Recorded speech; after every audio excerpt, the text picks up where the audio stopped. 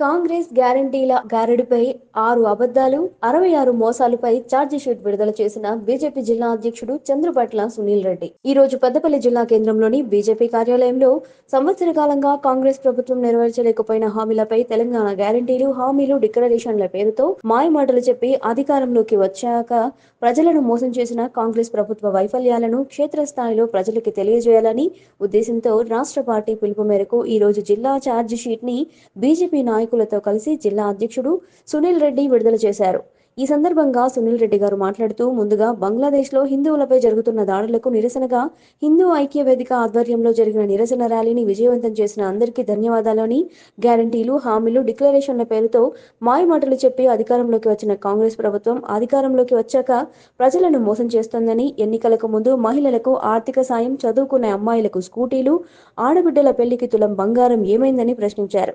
ఈ కార్యక్రమంలో ప్రముఖ్ కాశీపేట శివాజీ, రాష్ట్ర కార్యవర్గ సభ్యులు గుట్టుముక్కల సురేష్ రెడ్డి తదితరులు పాల్గొన్నారు.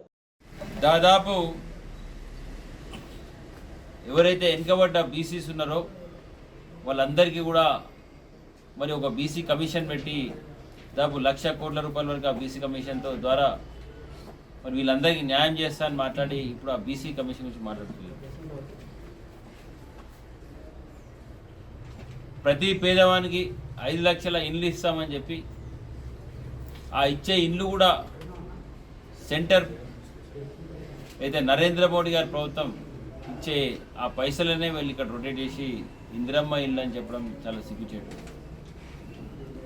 ఇవాళ సెంటర్లు ఉన్న ప్రతి పథకం కూడా రాష్ట్రానికి తీసుకొచ్చి హైవేస్ కానీ, వరంగల్ కోచ్ ఫ్యాక్టరీ కానీ, లేకపోతే ఇక్కడ జరుగుతున్న రోడ్స్ కానీ, మరి ఇవన్నీ కూడా డెవలప్మెంట్ యాక్టివిటీస్ కేంద్రంకి వెళ్ళి పైసలు నిధులు తీసుకొచ్చి మరి సొమ్మొక్కడిది సోకొకడిది అనే విధంగా ఈ రాష్ట్ర ప్రభుత్వం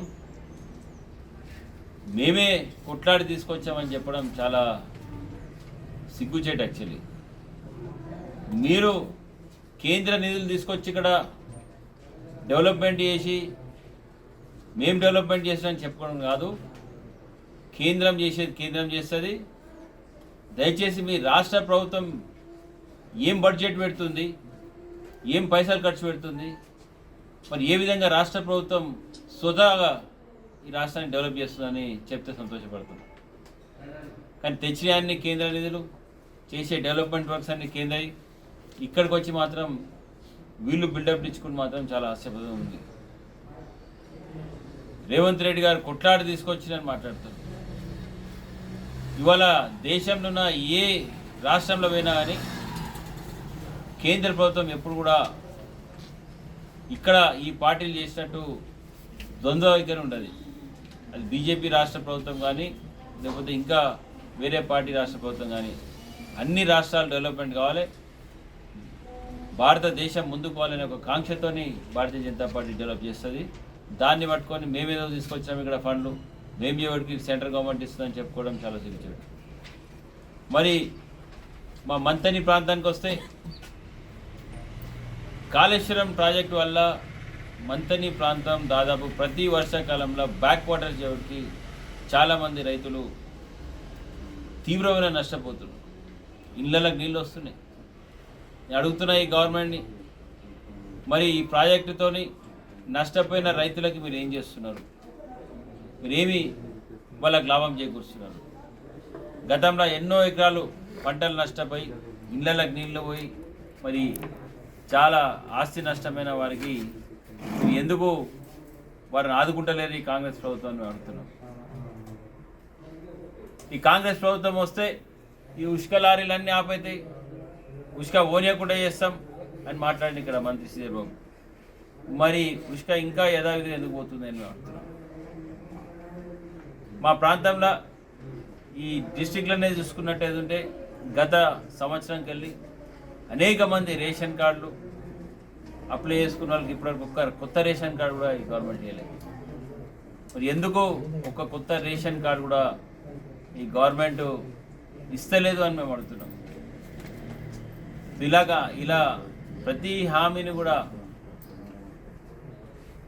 వాళ్ళు మోసం చేసి మరి ఏమి సాధించిందని ఈ సంవత్సరంలో వీళ్ళు ఈ సంవత్సరం ఉత్సవాలు చేసుకుంటారని మేము అడుగుతున్నాం.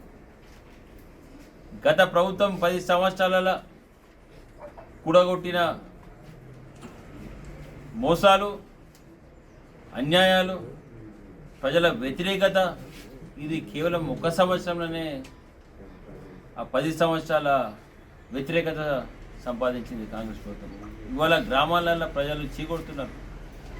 సంవత్సరమైనా మాకు ఈ గవర్నమెంట్ చేసిందేం లేదు, రైతు బంధు ఇచ్చింది లేదు, మాకు ఎలాంటి స్కీమ్ కూడా మాకు రాలేదు, ఇంత మోసం చేస్తా అని వాళ్ళ ప్రతి ఒక్కరు కూడా మొత్తుకుంటున్నారు. మరి దీనికి ముఖ్యంగా ఈ కాంగ్రెస్ గవర్నమెంట్ వైఫల్యాలని ఎండగట్టడానికి ఏదైతే ఈ కాంగ్రెస్ గవర్నమెంట్ మన రాష్ట్రంలో హామీలు ఇచ్చిందో అదేవిధంగా ఈ ప్రాంతంలో కూడా ముఖ్యంగా పెద్దపల్లి, గోదావరిఖని, మంతెనలో కూడా ఇక్కడ లోకల్ లీడర్లు కొంత హామీ ఇచ్చారు. దానికి మేము ఒక ఛార్జ్ షీట్ కూడా తీయడం జరిగింది. ముఖ్యంగా పెద్దపల్లికి వస్తే